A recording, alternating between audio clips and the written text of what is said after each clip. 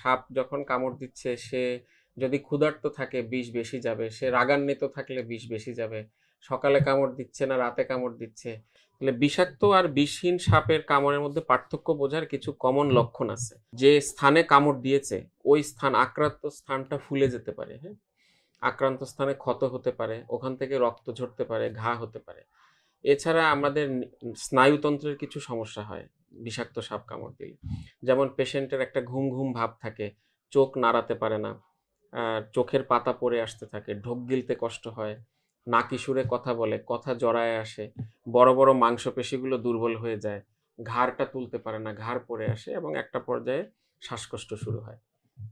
এছাড়া রাসেল ভাইপারের ক্ষেত্রে কিছু এক্সট্রা সিমটমস হয়, যেমন রাসেল ভাইপারে রক্ত পাতলা হয়ে যাওয়ার প্রবণতা দেখা যায় এবং রক্তক্ষরণ হতে পারে। কামড়ের স্থান থেকে রক্তক্ষরণ হতে পারে, দাঁতের মাড়ি দিয়ে রক্তক্ষরণ হতে পারে, প্রস্রাবের সাথে পায়খানার সাথে রক্তক্ষরণ হতে পারে এবং রাসেল ভাইপারে একটা পর্যায়ে কিডনিও ড্যামেজ হয়ে যেতে পারে। এটা হলো আলাদা কিছু বৈশিষ্ট্য। এর জন্যই রাসেল ভাইপার কেউটে বা গোখরা সাপ থেকে একটু খারাপ, যেহেতু এটা বিভিন্ন সিস্টেমকে একসাথে আক্রান্ত করে। বিষহীন সাপ হোক বা বিষধর সাপ হোক, আপনি হাসপাতালে গেলে আপনাকে অন্তত 24 ঘন্টা অবজারভেশনে থাকতে হবে। তো মোটামুটি এইগুলো দেখে আমরা বুঝতে পারি যে এটা বিষাক্ত সাপের কামড়। তখনই অ্যান্টিভেনম দেওয়ার প্রশ্ন আসে। অ্যান্টিভেনম সাধারণত 10টা ভায়েলে মিলে একটা ডোজ হয়।